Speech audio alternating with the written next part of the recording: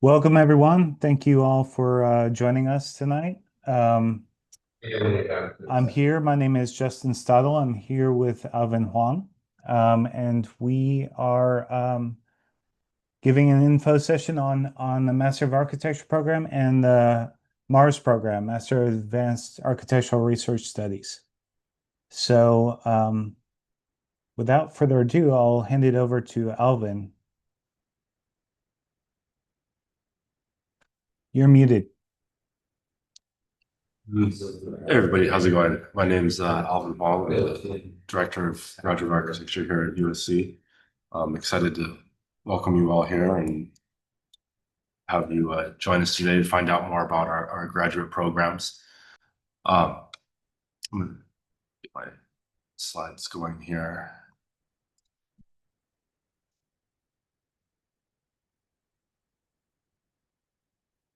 Okay.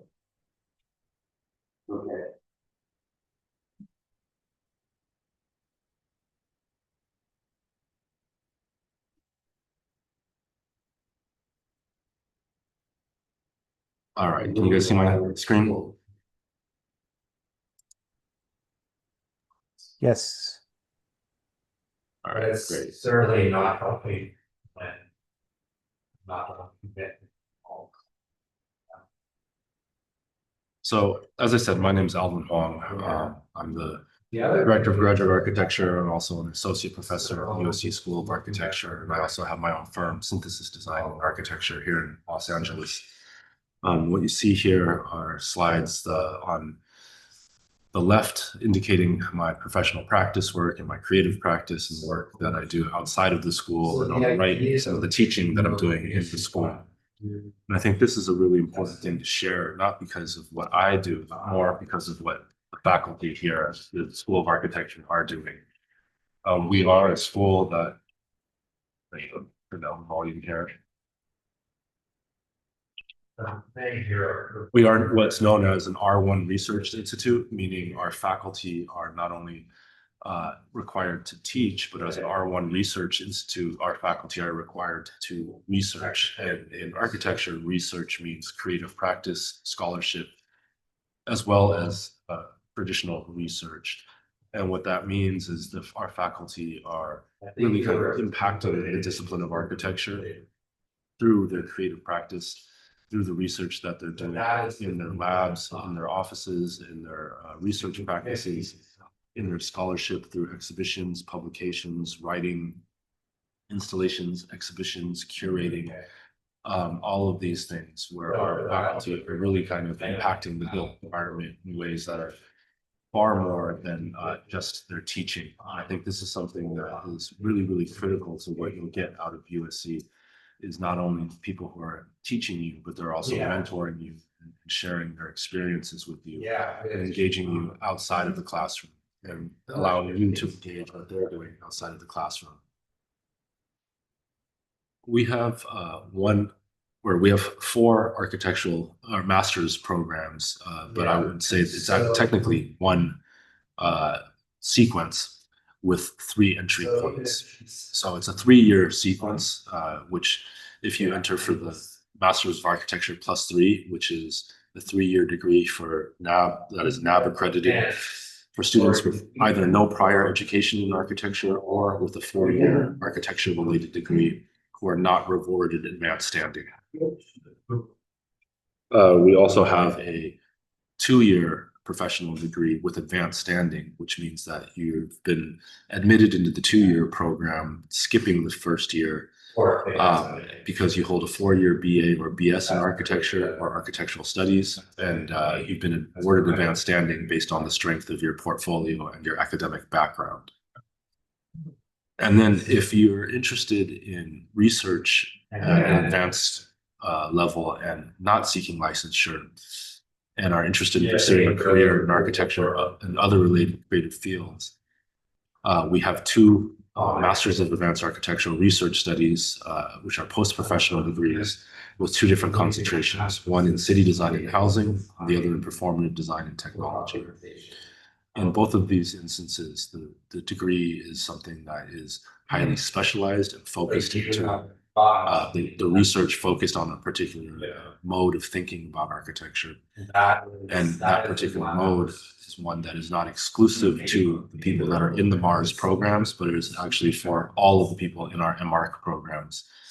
And I'll explain that in a second. If you look at the columns in this diagram here, they line up with the different years of the program. First year is design fundamentals and disciplinary knowledge. The second is professional expertise and technical skill. And the third is design speculation and design research. In total, this past year, we've got 95 total incoming graduate architecture students, 54 in the 3-year, 32 in the 2, and then 9 in the 1-year MARS sequence. 182 graduate architecture students total, which they're joining, 54% female, 46% male, 76% domestic, 24% international. Very diverse in our geographic range, with 26 different states represented and 16 different countries represented. And coming from the US and all over the rest of the world. For some people, the process is simply a means to an end. To others, the journey means just as much as the destination. At USC Graduate Architecture, we see design as a process. As a process of mastering a wide range of design skills and presentation techniques. As a process of embracing craft. Process of looking technology. Advocating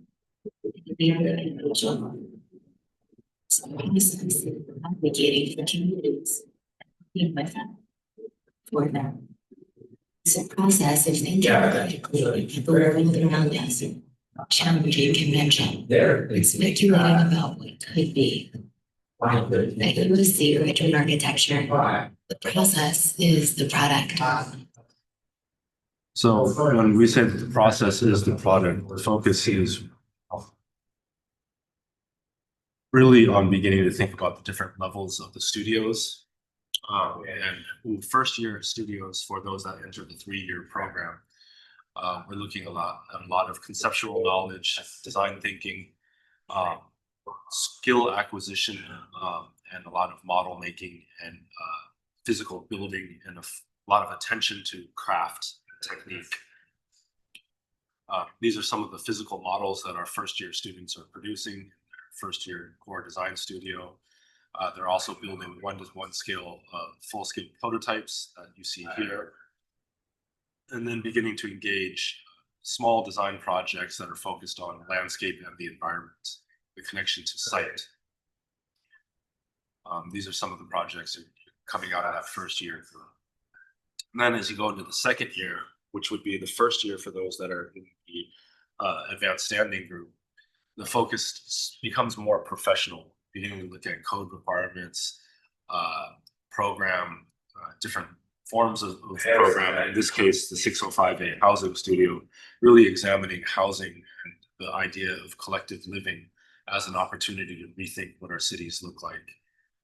Beginning to examine, in this case, a collective housing project in Los Angeles and the various forms in which density enable a different type of living where people are able to share, engage in a collective form of living. And then in our second year comprehensive design studio, ARC 605B, is where we get our NAB accreditation requirements in terms of offering a professional degree. So this is where you prove your worth in terms of being able to put together a building that passes zoning, permitting, has all of mechanical systems, structural systems, zone requirements, code requirements. In this case, looking at one specific technology, cross-laminated timber, and thinking about all of the ways that this particular project can be executed from not only a design standpoint, but also a technical standpoint, but making sure that the technical requirements do not supersede the fact that the projects are motivated by ideas. And they're idea-driven design projects, not just technical solutions. And I think that's one of the hallmarks what USC provides is this balance between the pragmatic and visionary, and the technical and the idea driven. We're really a school that kind of tries to balance all of these things. And this is really demonstrated in our design research students. So in the final year of the program, we have our design research studios, which are set between our topic studios in the fall semester, and our thesis studios, which run fall as a research seminar, and then in the spring as a research studio. So it becomes a 1-year project. And whereas the first set of studios, in the first and the second year, are where I would say that the students are acquiring the knowledge that we're trying to give them. In the final year, the students are beginning to discover who they want to be and proposing the projects that they want to do. This is also where our 1-year post-professional students, the Master's of Advanced Architectural Research Studies, come into place. So we have 2 concentrations. One is in city design and housing, and really beginning to think about the idea of urban housing, urban inequalities, and urban infrastructures as key issues which housing can address in terms of the formation of our cities, and beginning to explore architecture and housing, sustainability and systems, and urbanism and landscape as the issues that we can address through design and enabling those to power our communities. On the other side, we also have the MARS Performative Design and Technologies program, which really leverages data-driven design, high-performance-based design, and begins to rethink specialized knowledge as a way to change the game in terms of how practice is engaged. This looks at the application of these technologies into practice and how AEC industries are being retooled, and really looking at emerging design technologies, data-driven design, performance-based design, and exploring these through methods such as design computation, parametric and algorithmic design, digital fabrication, material exploration and prototyping, integration and application, looking at real-world design solutions. All of those are not exclusive to the MARS students. They're actually topics that are available to all of the MARC students. So the MARS students are sort of focused on those topics, where the MARC students get to choose those topics as electives. One of those opportunities is through the vertical research studios, the topic research studios, which at the beginning of each semester, then we have a selection of options. This is some of the options that we're looking at this year. And these options include Studio Circular, led by Jody Solder, which looks at circular design and looks at how waste materials can be reused and repurposed, and looking at adaptive reuse as an opportunity to re-engage the city. Coded Entity taught by Sumin Hong, which looks at the intersection of generative design and AI. Case Study Adapt by Jeff Von Owen, which looks at the kind of re-engaging the case study movement through climate resilient housing, in particular looking at solutions to rebuilding after the Palisades fire and the Eaton Canyon fire. LA 28, a studio by Jillian Schaefer, which uses the Olympics as a platform to engage in radical reuse and thinking about how the city can adapt for the Olympics. The Money Train, which is a studio by Kevin Sherrod, looking at repurposing LA's Metro A line to deliver fresh produce to South Los Angeles and communities that are quote unquote food deserts. Spanish Colonial, which is a studio by Marcos Sanchez, which re-examines the term Spanish colonial as an aesthetic term that is actually a socio-political term in terms of its reference to power and colonialism and the definitions of Spanish colonial in Southern California. And then Designing Liminal Facades for Public Health by Doris Sung, which looks at building facades that can improve public health through passive face changing generative facade designs. And then Forsaken to Awaken, a studio led by Larry Scarpa, looking at post-war brutalist icons and how to reimagine them. And then we have our directed design research studios. This is our thesis projects. And the thesis projects are really where the students have the opportunity, whereas the previous projects in the topic studios were projects where the students are engaging in research that they choose from the topics provided by the faculty. In the directed design research studios, they choose faculty to support them in proposing their own projects. And so students will participate in producing research, and then at the end of that research, propose a project of their own, which they will then execute with the advisement of a faculty advisor. This is a project by Asma Al-Arafi looking at passive cooling towers in Saudi Arabia, which is where she's from. This is a project by Negan Sabuhi, which is looking at vernacular architecture and adaptability. This project is actually a kind of architectural Rubik's Cube, which transforms into different configurations. This is a project by Brandon Smith, where he's interested in deconstructivism and the way that it can be reinterpreted into contemporary architectural form. This is a project by Alex Gautier, which looks at the stories of the hidden alleys of Los Angeles. It looks at kind of narrative storytelling, collage as a medium for representing the layered histories and stories of the alleys of Los Angeles. And a project by Sean Rankin, which looks at footwear to facades. Sean's an avid sneakerhead like myself, and looks at did a project proposal where he looks at sneakers as an inspiration for facades, and thinking of facades as the sneakers of a building, which kind of signify or identify the character or the personality of the inhabitants. And on that same note, this is a project by Frankie Picard, where Frankie looks at architecture with character, or architecture as characters. And so her thesis project was actually a short film. This is a still from that film, but it's a short film where the stars of that film were not people, they're actually buildings, and each building plays a character in that role and takes on different personalities. And a project by Jack Hamilton. Jack pivoted his project last year in January after the Eaton Canyon and Palisades fires, and kind of took on the brief that Jeff Von Owen is looking at for his studio right now, where Jack was looking at kind of a case study 2.0 and thinking about cross-laminated timber as an opportunity to rethink single-family homes through an adaptive system that could produce modular variations for different site conditions.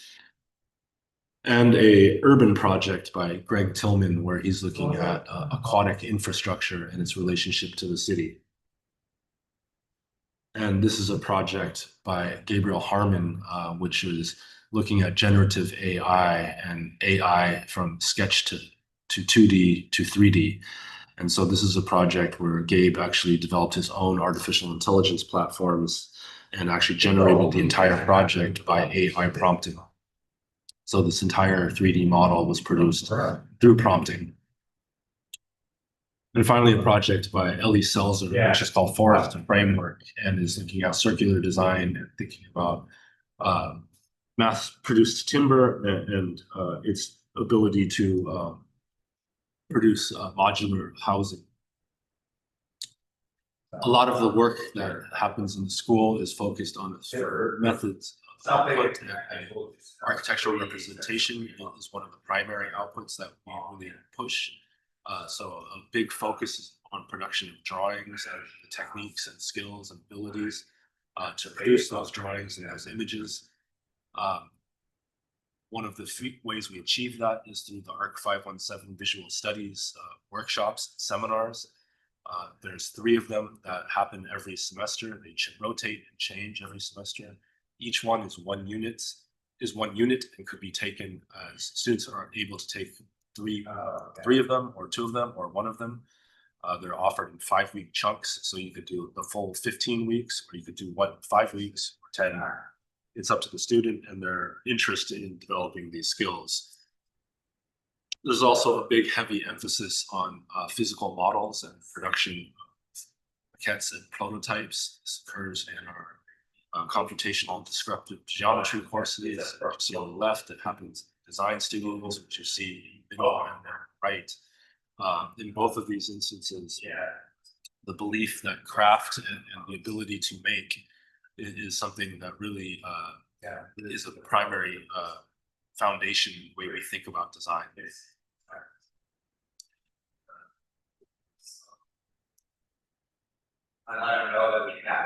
Another focus is on emerging design technologies, particular computational and descriptive geometry, programming, and architecture are foundational courses. They are core courses that are part of the core sequence and the required courses. So then we also offer electives like the Real Unreal, which you see on the right. And so one of the key beliefs here is that the ability to work parametrically and computationally, and now introducing AI, is a fundamental skill that we want our students to have. One of the things that we truly believe is that skill is one of the keys that to employment, and the acquisition of skills is one of the primary things that we think you will get out of being at USC. Skill building is something that we take very, very seriously. I spoke to Chris. Another aspect of the school is the social and cultural life of the school.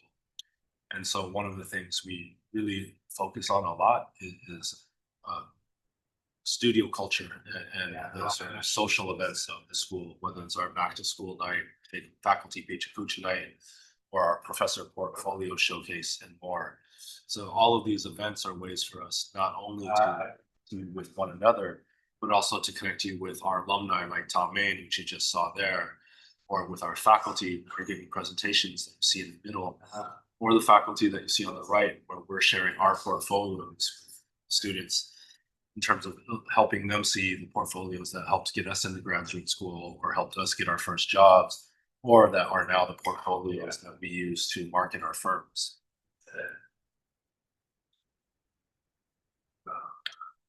Student organizations are a big emphasis in the school. And so these are 3 student organizations that are 3 of my favorites. There's many, many more. But SPACE is our student organized publication. It is a very, very active group of students that really engage in collecting the work of the students, collecting written articles, but also reaching out and connecting with professional architects and educators and researchers globally to produce an annual publication. GASA is our Graduate Architecture Student Association, which is a fantastic organization that hosts a number of social events. And then NOMAS is our National Organization of Minority Architecture Students, which really celebrates the diversity of students that is happening in our school. And another important feature is something that I think makes us quite unique, which is our annual spring break externship program. This happens during spring break. It's been running for the past 4 years. Every spring break, we place a number of students with various firms around Southern California and beyond. You can see here just a list of some of the firms that have participated. Students get to spend 1 week in a firm. It's an externship, not an internship. There are 3 levels of participation. Basically, the firms can choose whether they want to do an hourly paid opportunity, a flat stipend paid opportunity, or an unpaid informational only opportunity. The requirement we give them from the school is that they do have to pay if there's any paid labor being included, meaning they are getting paid by somebody else to do the work and you're asking you to participate, then they should pay. If you're only shadowing and attending meetings and you're not producing anything, then they can offer informational only. But this helps our student get in the door with a lot of really amazing firms, which you can see here. including some of the most important firms in the world like Morphosis or MAD, Lorcan O'Harely Architects, Bjarke Ingels Group, etc. But also with small local boutique firms like Collegia Architects or Aero Collective, or some of the big corporate firms like Perkins and Will or SOM. All of these firms provide really great opportunities to our students, and a lot of these externship opportunities turn into summer internships, and then those summer internships sometimes turn into full-time roles. So they've been really great opportunities for our students to enter the workforce. If you're not already, I would highly recommend you check out our Graduate Architecture Instagram account. It's a very active account that we share a lot of reels about the kind of studio culture and the life of the school. And I think it's a great opportunity for you to get to know us and see some of the things that we do. Our alumni are some of the most important architects on the planet. Tom Main, Frank Gehry are all people that you probably already know. People that you may or may not know, Paul Revere Williams, probably the most impactful African-American architect in history, winner of the AIA Gold Medal. We just acquired his archives, and we're partnering with the Getty Center to produce an exhibition about his work. Mark Lee, Johnston Mark Lee, and recent Harvard Graduate School of Design chair, Banaz Farahi, one of my first students at USC, now a tenured faculty member at the MIT Media Lab and winner of the Smithsonian Design Award for Digital Design last year. And Mark Rios, also a very prominent Los Angeles architect and the designer of Grand Park. But in addition to these kind of, let's say, rock star alumni that have come from school, we also have a lot of alumni that you will be able to connect to in a little bit more of a sense of being able to see yourselves in them. These are all recent alumni who graduated not that long ago that have gone on to some form of independent entrepreneurial success. And as you can see, this event that we hosted a number of times, Generation Next, the alumni that are coming out of this group aren't only going out and opening architecture firms or interior design firms, they're also doing furniture design or software design, graphic design, production design, community engagement, filmmaking. They're all really, really impressive people in a wide variety of design mediums and design disciplines. I think the biggest thing that I hope our students take with them when they graduate from here is the ability to think creatively and with curiosity, think about the world around us, how it's made, why it's made, how we can affect change, by really thinking creatively about how emerging design technologies, cultural influences, and environmental issues can become opportunities for us to leverage design as a way to imagine alternatives that can change that world around them. What I find particularly fascinating about the graduate students here at USC is that they're really interested in asset framing, where they prioritize lived experience and personal ability and communal sentiment as a way to create wellness through spatial proposals. One of the things that I find really important about the school is that it is a school that embraces diversity, geographic, intellectual, ideological diversity that really kind of looks at not only a singular way of looking at architecture or thinking about design, but embraces a myriad of different ways. We're trying to train students to discover who they are and who they want to be in architecture and how design will get them there. Why I chose to go to school here was to expand my knowledge in architecture and participate in different types of curriculum that were more like future forward and all encompassing. A lot of aspects of our program are woven together. We've gone through a lot of research and development so that in the curriculum, the courses actually build upon each other. When people start this journey, it's because they really want to help. They really want to create space for people to live as their fullest, best selves. Our students are not only thinking about architecture as buildings, but I think more importantly is how ideas are the foundation of architecture. Form follows values. What we work on as form and as spatial articulation becomes opportunities for us to express the values that we have, that our clients have, that our stakeholders have, and how those values can help shape the world around us and really change the way we think about the environment, the buildings that we live in, the cities that surround us, and the world at large. The school actively seeks people from the outside so that we can actually really broaden students' views on what architecture can be. We're not trying to educate students to just be competent architects for today, but to be competent architects for tomorrow.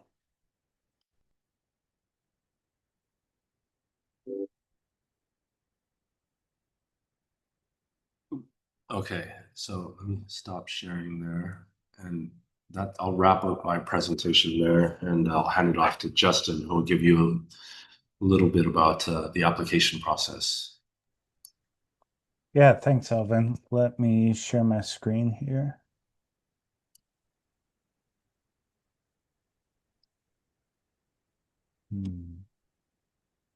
And can you see this? Yep. Great.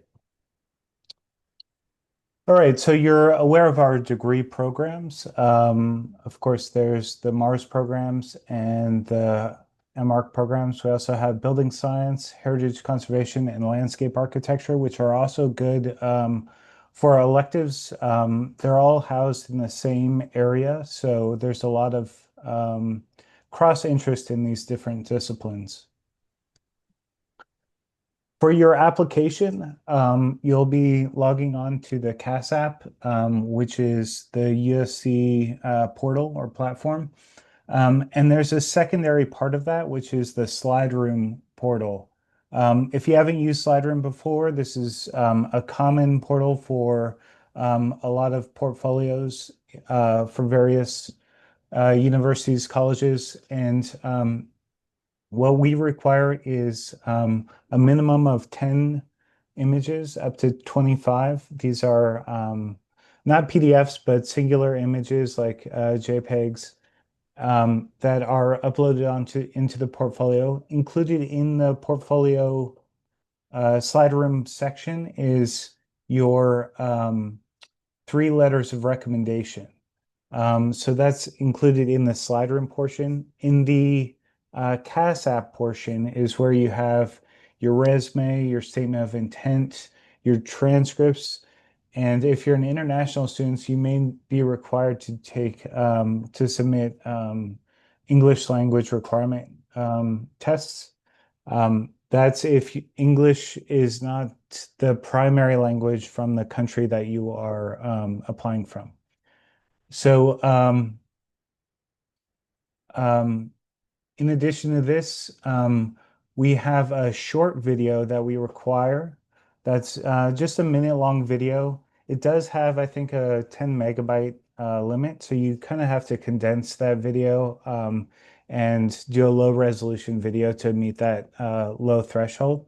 But it's just a short video to talk about a project or yourself, something about how you're involved in architecture or what kind of passions you have for the discipline. Gives us a little bit more information about your interests and your drive. We are bringing back the GRE test as an optional addition. So if you have taken the GRE and you scored well, please include it. If you haven't taken it or maybe you didn't score so well, don't include it. Just ignore that section. That part is not a requirement, so it won't be held against you if you don't submit it. But if you've done well with it, please submit that.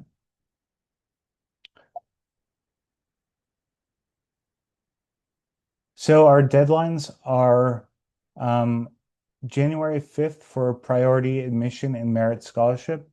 When you apply to USC, the faculty will be looking at your entire application, and admissions and scholarship are determined at that time. So if you are admitted, you may be considered for scholarship, and both of those will be offered if you are admitted. So and if you receive a scholarship, so they'll be awarded at the same time. If you can't meet the priority deadline, there is rolling admissions afterwards as space is provided. or spaces available. International applicants, the deadline is May 1st, and domestic applicants, it's July 1st. For international applicants, I strongly recommend getting your application in sooner rather than later, just for the sake of the process after your application, like securing a visa, putting in all your paperwork, validating your transcripts, all that stuff is takes a while. So I encourage you to submit earlier rather than later. That goes for all applicants because again, priority applicants are considered before the rolling admissions. See, we have admissions resources. You can always reach out to me directly. Oftentimes when students apply, I will reach out within a few weeks and introduce myself, welcome you to the application. And that's a good time to either schedule a meeting with me or ask me a few questions by email. If you have more involved questions, I highly recommend you schedule a Zoom or a phone call with me. If you're an international student, it would have to be through Zoom. But it's also a good way for me to get to know you more individually and to understand kind of your ambitions and your directions and help you out with any questions you have with the application. For some students do qualify for fee waivers. So you can go to this link. You can also find it on our website. And then also when I reach out to you by email, there's a link to figure that out as well. For transcripts, we just require you to upload transcripts that they're technically unofficial because you're uploading them directly from yourself to us, but they're official in the sense that they have your school letterhead, they're signed by the registrar. If you are admitted and you accept admissions to USC, then later on we require transcripts that are sent directly from your university. But this time, for admissions purposes, we only require you to upload your transcripts that you may have on file or that you may have requested from your university. The only thing we don't accept is, say, student portal printouts that are clearly unofficial, and so we can't really use those. And that's all. That's everything from me. So I guess what we can do now is just open it up to questions if anybody has questions. And I'd appreciate if those of you can turn on your cameras just because it's nice to see faces and talk to people instead of names. But does anybody have any questions? You can also write questions in the chat if you need to. But yeah, otherwise, please, yeah, turn your camera on.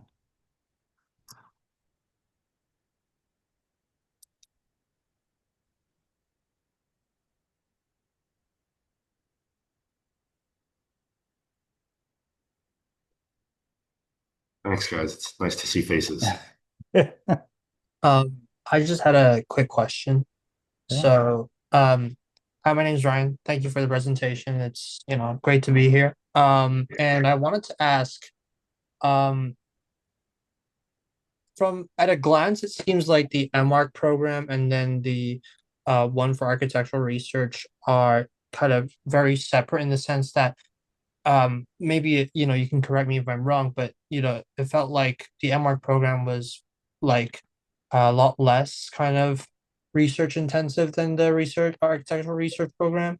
And so I was wondering in the sense of like, design computation, which I'm interested in, and building technology, how many opportunities or how kind of many faculty can, as a MArch student, can reach out to kind of engage with these research initiatives and kind of learn from them?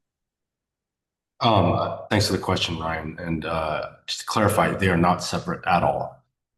So it's the exact opposite. They're actually, I would say the MARS program is embedded inside of the MArch.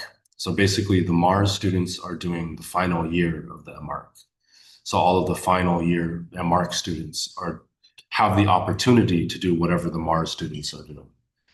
The easiest way I could describe it is that the MArC students get the buffet of what the school offers, but they choose from it.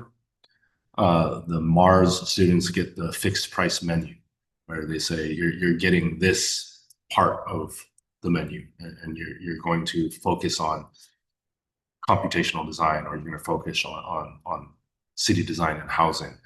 And so, whereas the Mars students are doing all of those design studios by choice, or by choosing the program, the MArC students choose it as their choices. So there's a number of courses that are embedded in these topics, whether it's computational descriptive geometry, advanced computation, parametric design, programming and architecture, digital fabrication, advanced digital fabrication, as well as a number of one-off seminars that happen. Like there's a series of courses called ARC 599, which change every year.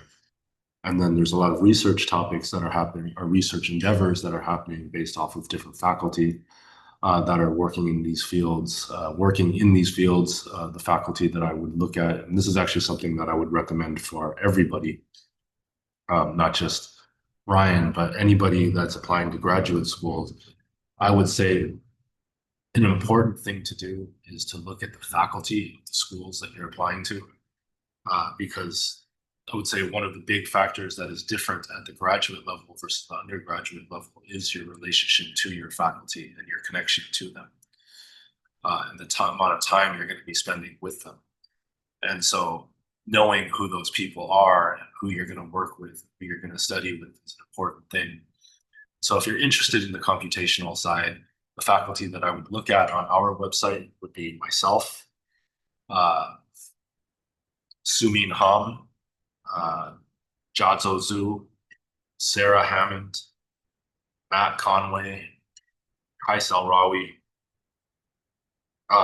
These are all student or faculty that are heavily invested in design technology and design computation and are working in those fields. I also want to add on that we do have a lot of public programming, usually every week or every other week.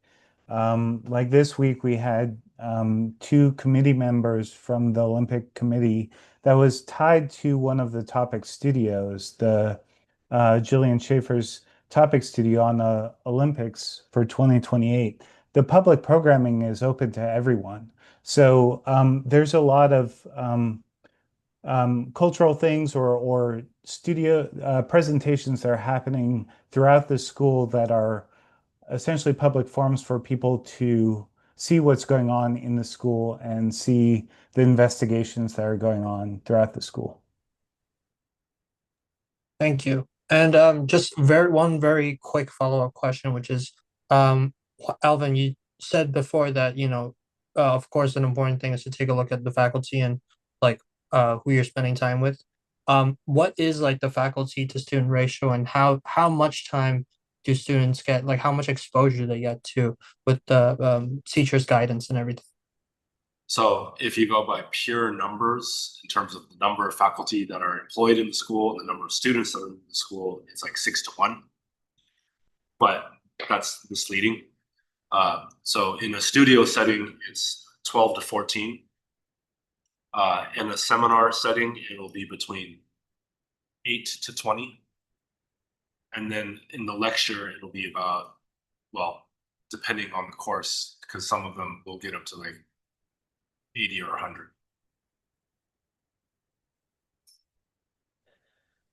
Hi, my name's Corey, and I just had a quick question about registration. Do y'all allow for cross registration between departments, say School of Public Policy for urban planning? We don't offer cross registration in the sense of we don't have a dual degree with urban planning. What we do offer is a unique feature, which is any graduate architecture student at USC School of Architecture can take electives in any other school on campus, so long as they can articulate in writing why that elective applies to their own architectural interests. Okay. Right. So urban planning is a very common one. Real estate Mhm. development is another. Construction engineering, computer science, game design, cinematic arts. Those are all very common ones students have done in the past. Ones that are not so common that we have seen would be like students that are interested in neuroscience, its connection to architecture, or students that are interested in public policy, its connection to architecture, or things like that. But yes. Okay, amazing. Thank you. And I just want to add on, if you are applying to, say, Price School of Public Policy for, say, urban planning, that's a separate application and it goes to their school. And so it's a completely different set of faculty who are reviewing your application. The one dual degree between the MArch program is with Heritage Conservation. That's a new dual degree this year offered. So if you do a dual degree with Heritage Conservation, you can actually apply for a fee waiver for the second application. So it's just one application fee, but it will be reviewed.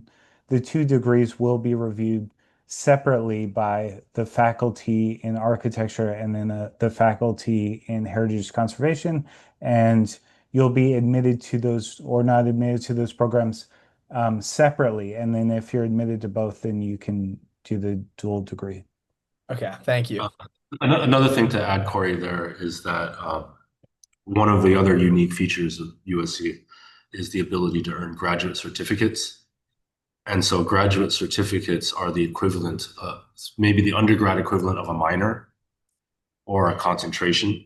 And so you could look at it as a concentration when it is within the School of Architecture, meaning you can do a MArch with a certificate in sustainable design or a certificate in facade design or a certificate in like the MARS, going back to the previous question, Ryan, the MARS programs are available as certificates to MArch students. So you can do a sort of concentration within architecture, but you could also do them as a minor, like by doing them in another school, meaning you could do a Master's of Architecture with a certificate in landscape architecture or in real estate development or construction management.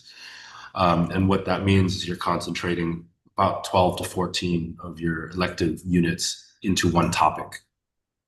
Okay, thank you. Yep. Any other questions? I know there's some questions in the chat too. So Caleb is asking if the application video can go over 1 minute. If so, can we provide a YouTube link for a longer format? Justin, I don't know the answer to that. I don't think so. I think it really does cut you off at 1 minute, although there may be a little bit. I actually think I did see one video that was like 105 minutes. You'll have to play with it a little bit. The uploads are just really the 10 megabyte limit. Unfortunately, we can't alter that. So I think that's more of what you're dealing with, because doing a minute, longer than a minute, really constrains you in terms of how many megabytes it takes. But I do believe I've seen that in the past in other applications where people have included a YouTube link in their, like, to a video reel or something like that, which is separate from that video upload as an additional element that can be referred to. There's no guarantee that the reviewer will click on the link. I will say that, right? Because faculty are, we're looking at a very, very large number of applications. So you can include it. Some reviewers may look at it, others may not, as a link. But I think I think it's important to remember the purpose of the video. The purpose of the video is that, well, I'll be very direct on this one. Personal statements are becoming a little bit unnecessary in the sense that everybody ChatGPTs them and they all sound great. Like everybody's a great writer now, and we can't identify great writers anymore. So we want to know great communicators. And we want to know that people can actually share their ideas and be clear about how they present ideas. whether that is a project in your portfolio or a project you admire or an architect you admire.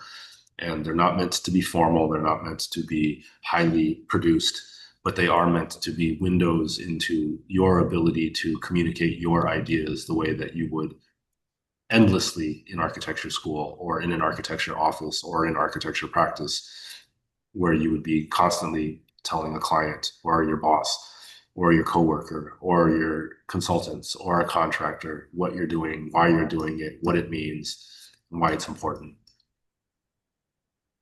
Sophia had a question before Caleb, which was, what are the prerequisites for applying? Do we need any specific calculus or physics courses prior to applying? For that one, we require either a calculus course or a physics with an embedded pre-calc or pretty much pre-calc descriptive trigonometry embedded into the physics. You can kind of look at that and see that when you're taking a physics course, you look on their syllabus, they'll have the embedded math requirements in it. That's not a requirement for admissions, that's a requirement for entry into the program. So there are a lot of prereqs for classes when you enter the program. So if you don't have that covered, then you'll be blocked from taking specific courses. So it's something that you may not have taken yet by the time you apply, but something that you're planning on taking, say, spring term of this year, this next semester, or maybe in the summer. But just keep that in mind.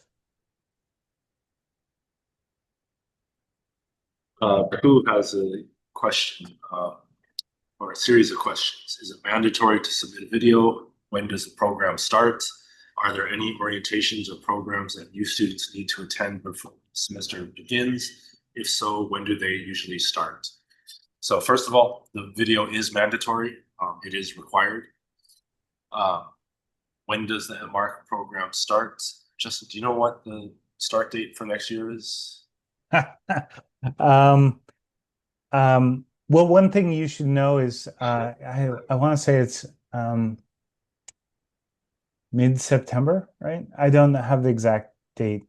One thing you should keep in mind is that there's a fall start date, and then there's a pre-fall course or a couple courses that happen 2 weeks before fall term starts, which are specifically depending on if you're MARC 2 or MARC plus 3, and then an optional for the MARS program is to do it's essentially a Rhino and Grasshopper course, and then for the MARC plus 3 students, you also take a studio course, and this is kind of just to ramp you up into architecture school for those who are just now joining architecture school. The studio course is needed for you to kind of get comfortable with studio, but all the Rhino course is designed for you to kind of get comfortable with the tools that you'll be using in school. But I want to say I don't have the exact date. I don't know if you have. I just looked it up. It's August 24th. It's the first day of classes. Oh wow. Okay. Next term, and August 10th, which means August 10th would be the start of the preterm courses. We used to call them boot camps, but we're trying to move away from those terms. Sorry, it was just a few weeks ago, and I'm already like, wow, that was so long ago. Yep. Another question from Hansi: is there a minimum grade requirement for prerequisite courses? No, you just have to pass them. I will say that. So what I mean here is the prerequisite courses, not the courses on your transcripts. Courses on your transcripts, we do look at your grades, but in terms of the requirements to pass a prerequisite course like physics or calculus, you just need to pass it. Mm-hmm. And depending on the school, that may be, I think it's a C I think a C minus is technically not passing. but it depends on the school.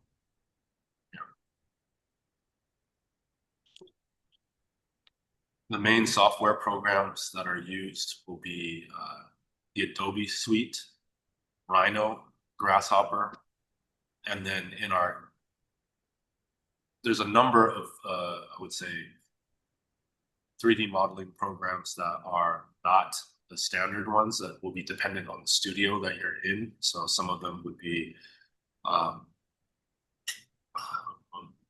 Houdini is one that is being developed in Jiazu's class, Maya and some other ones, but primarily Rhino. And then Revit is used only in our construction administration production course for professional practice. So we actually ban Revit from being used in the studios. And SketchUp is another one that we don't allow in the studios.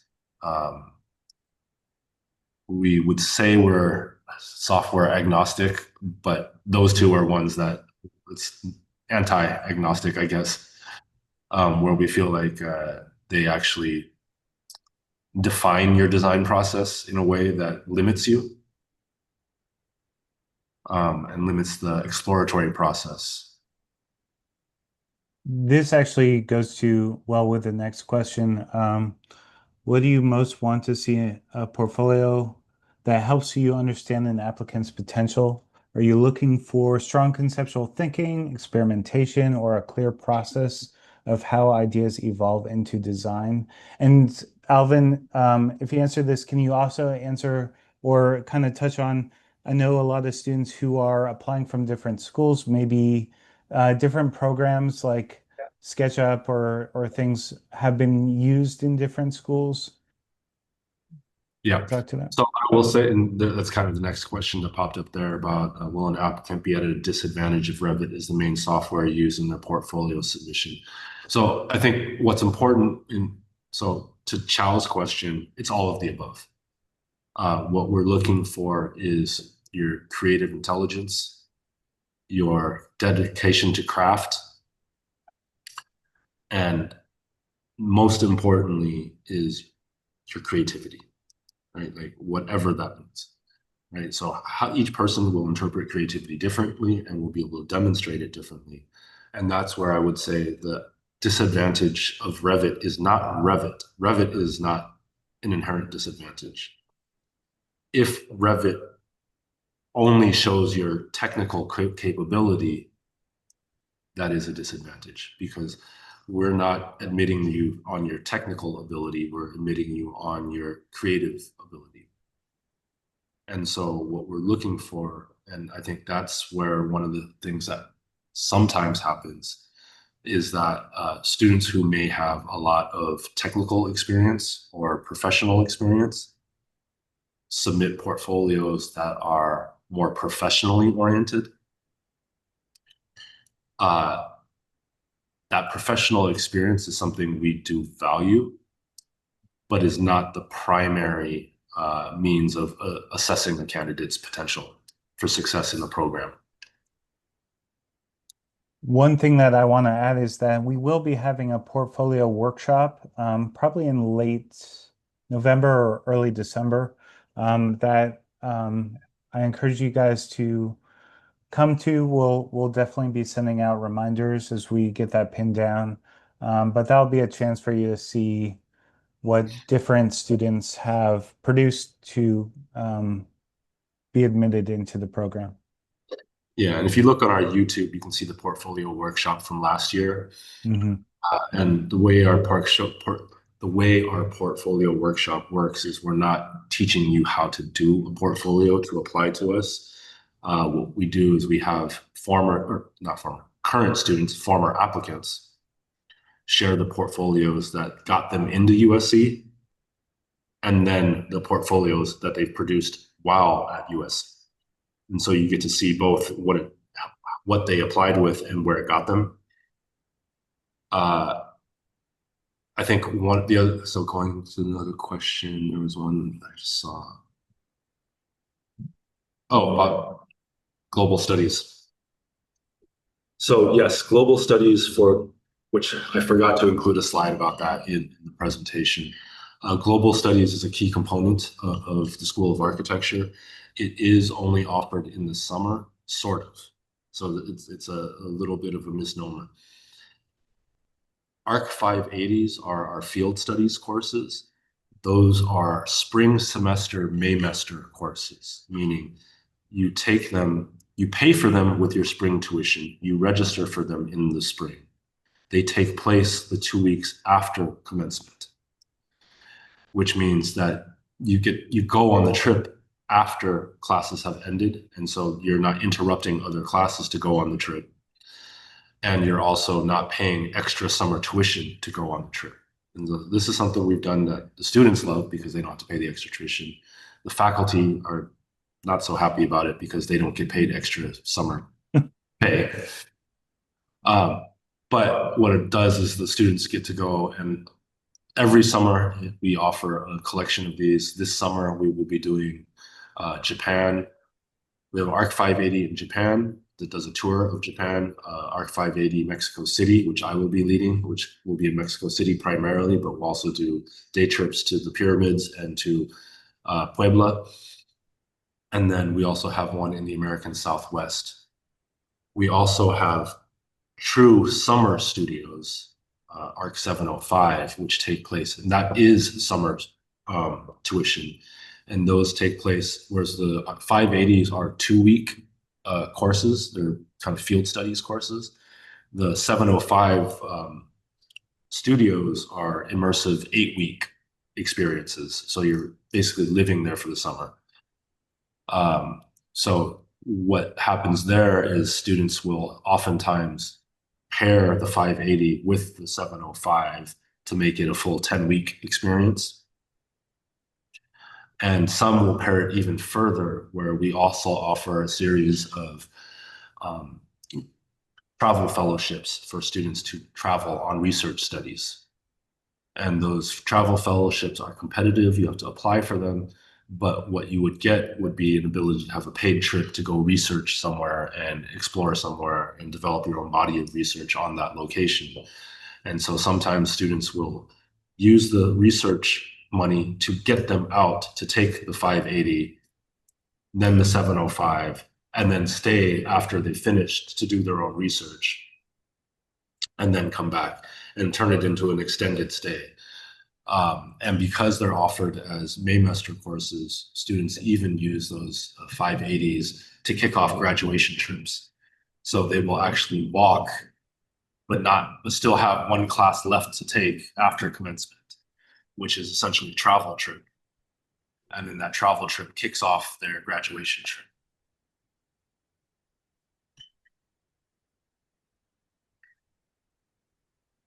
Hi there. Thank you both for this session. I just had a quick question about sort of like the fabrication lab and what resources are available for students to make, because that's a huge part of, I come from a studio art background and looking to pivot into architecture, but a lot of my thought process comes through making. And so I'm just curious about like what the fabrication lab looks like, what types of materials and resources students have access to. So that's a great question. And I will say we have great materials workshop. And so first of all, I would say from a materials standpoint, one of the things we started this year, it's the first year in operation, is a free material library, where one of the things we realized is the amount of waste that the school produces every year in terms of students buying material, using material, and then leaving and abandoning material. And we used to just throw it out. And now we collect it and create an archive. And there's a material library of free materials that we keep that are leftover materials. So a lot of the studios that focus on repurposing really focus on those materials. And we've also developed relationships with a few Hollywood studios where we use their leftover materials from their sets for projects. And then from fabrication resources, there is a digital fabrication lab, which has, we have a full suite of laser cutters, 3D printers, two CNC machines, 3-axis, 2 6-axis KUKA robotic arms, and a full workshop vacuum farming machine. But the full workshop includes band saws, belt saws, disc sanders. I mean, the typical workshop. On top of that, I will also say that the kind of day-to-day making is something where it's gotten to the point now where I would say probably about 50% of the students all have their own 3D printer.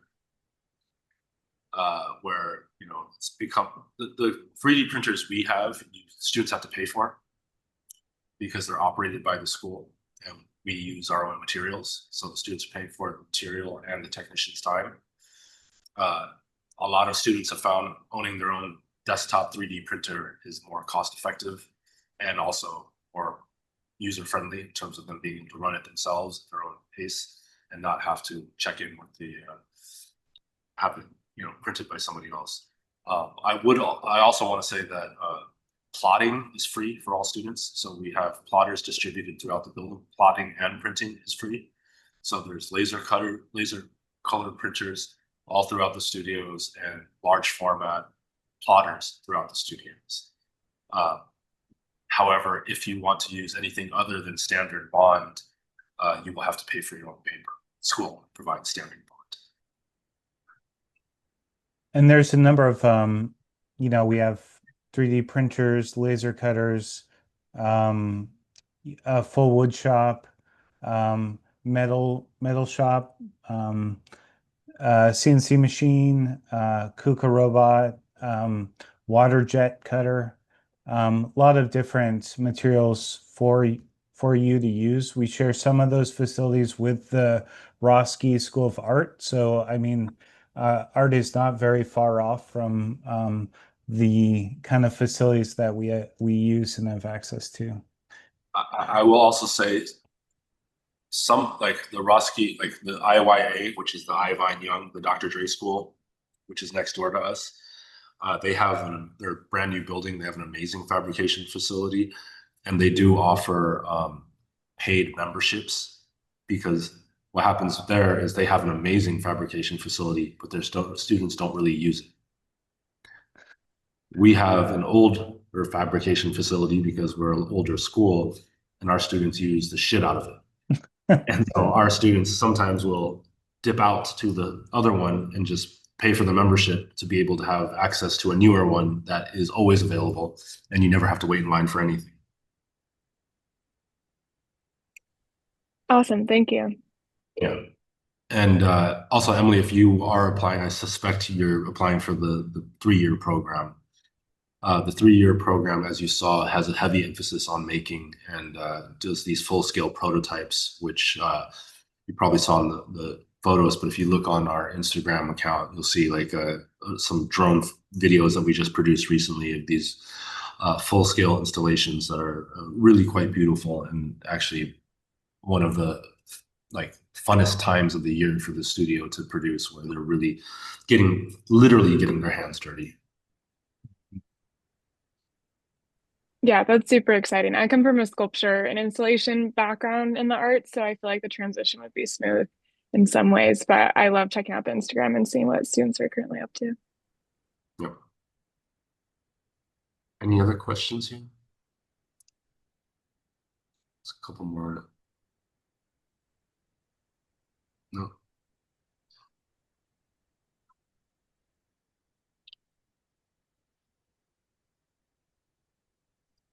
No more questions? You guys are a silent group. I can ask. I have another question, if that's okay. Yeah, go for it. So I grew up in the Southwest between Arizona and San Diego.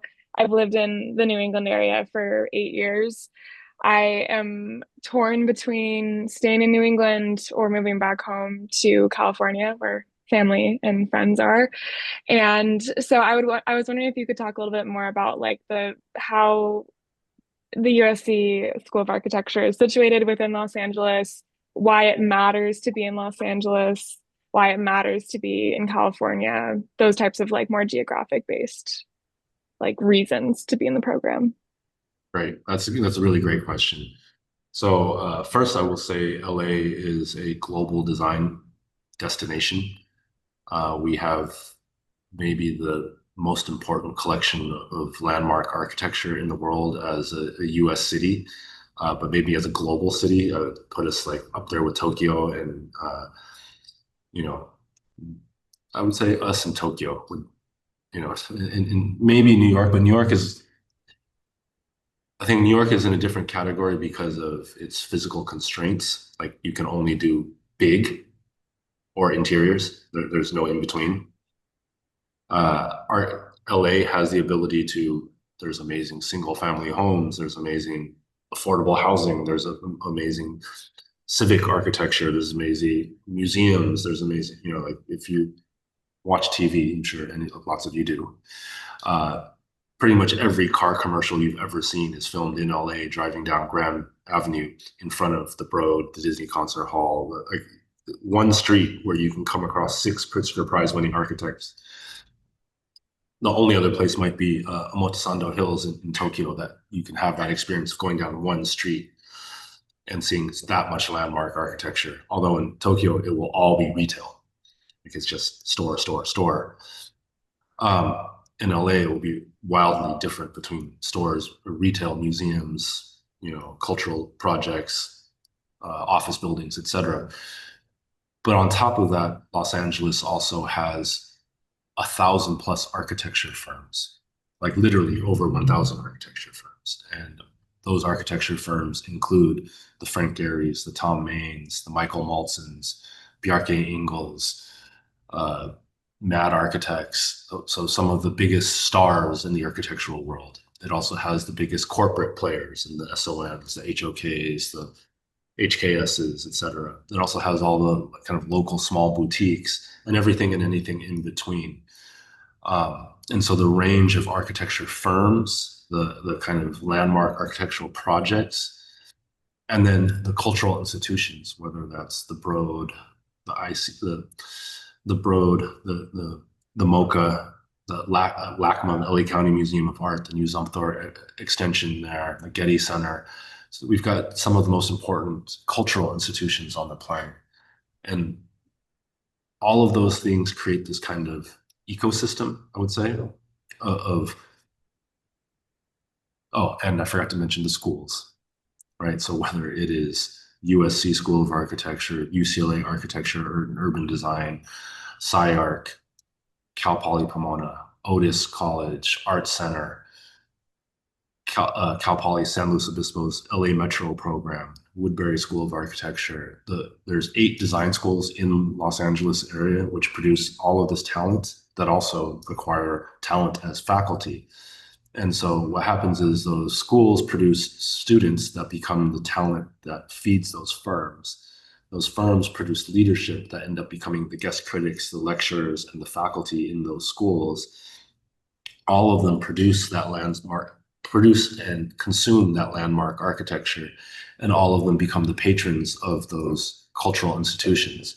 And so there's this kind of ecosystem of design culture that exists here that I don't think exists in a lot of places, but one that if you're comparing East Coast versus West Coast, I would say this is where it gets a little bit anecdotal. There's an architect by the name of Jennifer Bonner. She used to live in LA and she taught at Woodbury, and then she taught at Georgia Tech, and then she taught at Harvard Graduate School of Design. She's a good friend of our program, and she did a studio when she was at Georgia Tech called the Dirty South Studio. And she kind of looked at the Dirty South Studio and its questions as, how do I position the Dirty South? And she looked at hip hop as a reference, where she said, in hip hop, it was always about East Coast versus West Coast, and East Coast lyricism versus West Coast lifestyle. And what was the Dirty South? And that comment is what I'm going to feed off of, which is when she says East Coast lyricism in hip hop, she refers to it in East Coast architecture as history and theory and kind of critical studies, where East Coast architectural education is more think first, then do. And she equates West Coast architecture schools to more do first, then think. Where it's more lifestyle based, and it's like we just design stuff and experiment and then think about what we did. And I think it's very clear when you begin to think about let's say, the design stars that have come out of the East Coast or the West Coast, right? The Frank Gehry's and the Tom Maines come out of LA. You know, the East Coast is a little bit more buttoned up, a little bit more theoretical. And part of that, I think, is the history of the tradition of the institutions. Part of it is the history of the locations, where one of my favorite quotes about Los Angeles is a quote from Frank Lloyd Wright, where he says, if you tip the world over, everything loose will land in Los Angeles. And we tend to collect the loose nuts, the crazies, the individuals, the kind of creative spirits, because we have the room and the space for them to experiment. Where, you know, as I said before, in New York, if you're there to practice, you're pretty much going to be doing large scale towers and big projects, or you're going to be doing interiors. And in LA, you will have the full suite of opportunities and the ability to, you know, think creatively about lots of different things. I also want to add on a little bit that this is a very interesting time in LA at this moment, because we have, say, the Olympics coming up in 2028. So there's all this infrastructure being built to accommodate that. There's also a lot of understanding of reuse and adaptive reuse.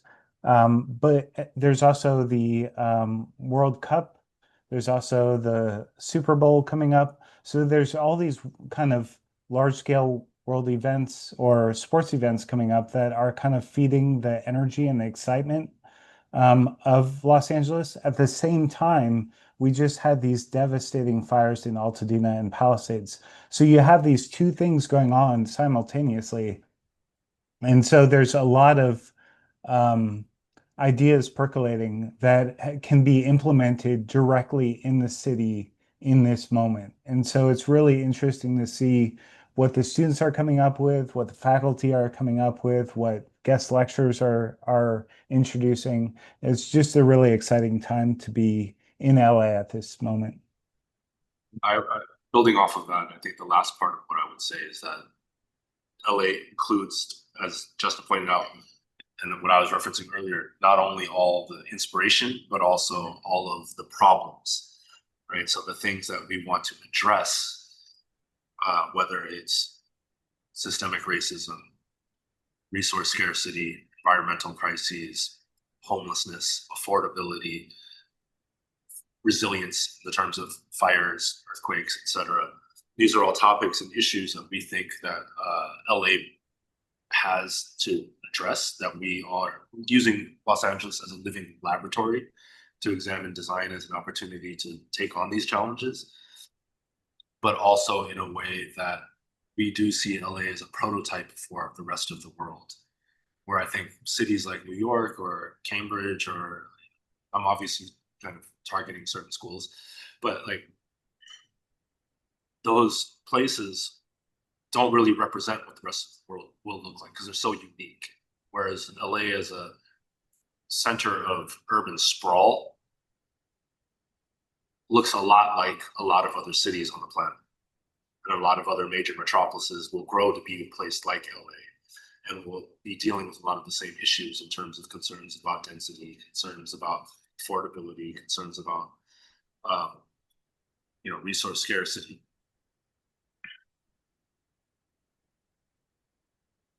Also, it's LA, it's the weather.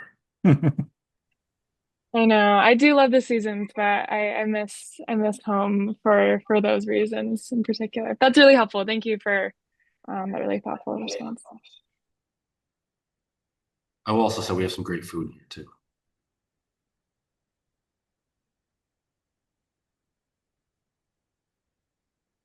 We got one more question. I just wanted to confirm something regarding the portfolio. For the portfolio, should I submit each page of the PDF as an image? Yes, we do not accept PDFs as uploads. So you'll have to extract your images from that PDF as, say, JPEGs or PNGs or something else.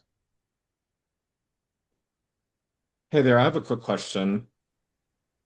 First of all, thank you for hosting tonight. Alvin, it's good seeing you again. I was wondering, you were talking about the proximity to such like amazing architecture being back in Los Angeles. I was wondering like how much do we go out and like experience those like showcases and get to like see firsthand such like beautiful architecture like embedded through the studio? Well, one of the first things that happens during the boot camp is a walking tour of downtown Los Angeles. So one of the like very first experiences is collectively going out with all of the incoming students and going out and doing a walking tour. That in one walking tour, you're gonna like just barely scratch the surface of all of the different things that are available. But one of the things that we do throughout the year is there will be lots of extracurricular opportunities, whether it's studio visits by GASA or site visits by other student organizations, or I will say most of them tend to happen in elective offerings. But then there's also things, or let's say extracurricular offerings. But then there are also courses like Great Houses of Los Angeles. And Great Houses of Los Angeles is actually one of the most popular courses in the school that happens even at an elective level for general electives for the entire university, where people use it as an opportunity because the school, basically it's a class that gets you into these private homes that are really amazing that you wouldn't be able to see any other way.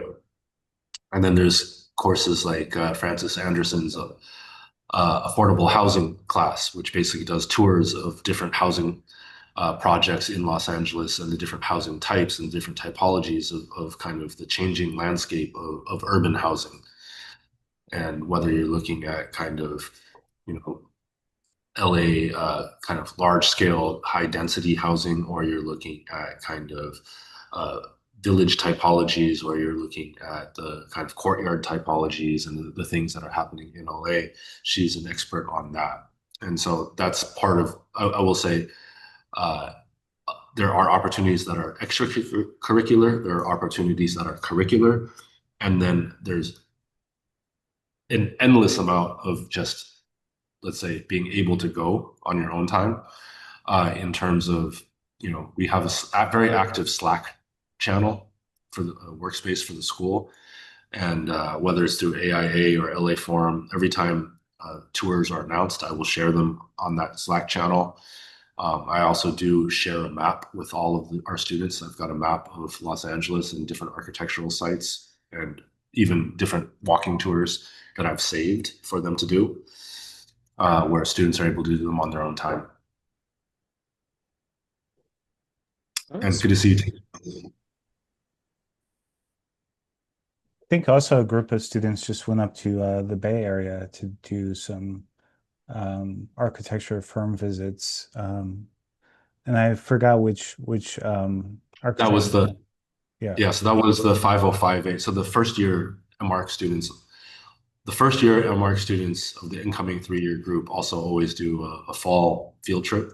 And this year they went to San Francisco. Last year they went to New York. The year before that they went to Chicago.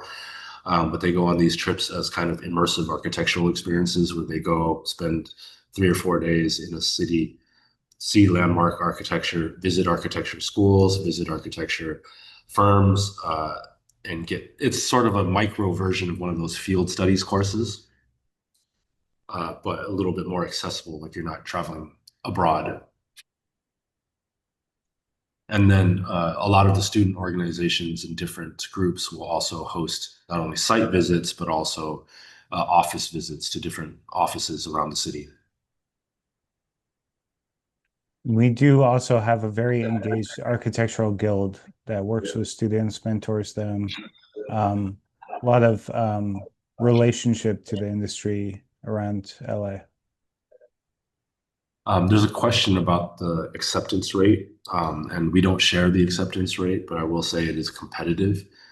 And it is one that submitting by the priority deadline is important in terms of that competitiveness, right? So in particular, if you are interested in scholarships, which I'm sure all of you are, that priority deadline is super important for being considered for those scholarships.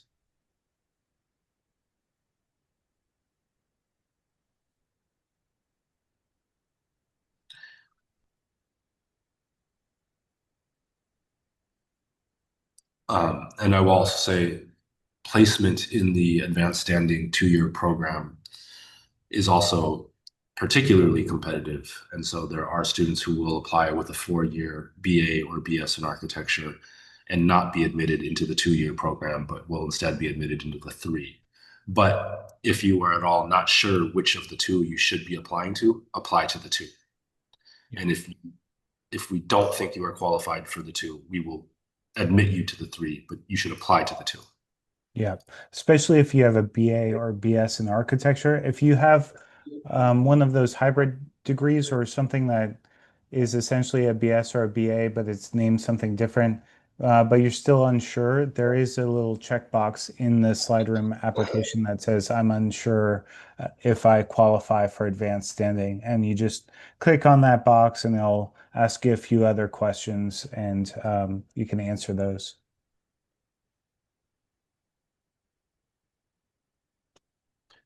How can we access information for the portfolio workshop mentioned earlier? Would it be through the events calendar on the website? If you go just to the program page for the MARC or the MARS program, on the left side of the screen, there's last year's info session and last year's portfolio workshop. And then we'll be reaching out to you soon regarding this year's portfolio workshop that will be happening late November, early December. If you're registered for this event, which you obviously are because you're here, you're now on our email list. So you'll be getting all the updates for future events.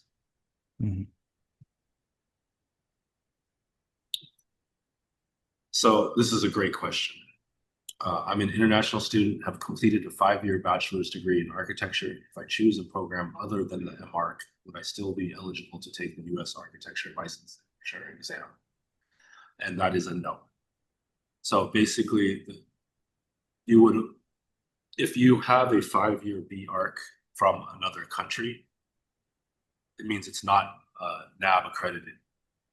And so it needs to be a NAB accredited degree for you to be able to take the ARE, which means if you take an MARC, if you do an MARC, then you will get the accredited degree. If you do the MARS, the MAARS, it will be a non-accredited degree. You won't be able to obtain licensure with that degree. But that leads to another point that the embedded in the MARC program is an IPAL option. So if all students who are in the MARC program can participate in IPAL, which is an integrated architectural licensure path. So you can essentially start taking your ARE exams right away. Obviously, you'd want to study for them. And we do have NOTLI, which is a study organization or group, not licensed yet, that helps with students. It's essentially a club or an organization with architects and architecture students to study for these exams and also to work on your experience hours as well.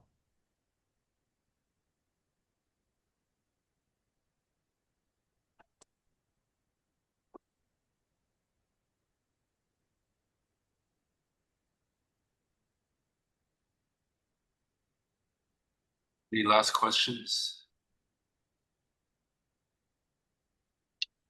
All right. Well, thank you all for attending. I hope you will all apply, and I look forward to seeing your application.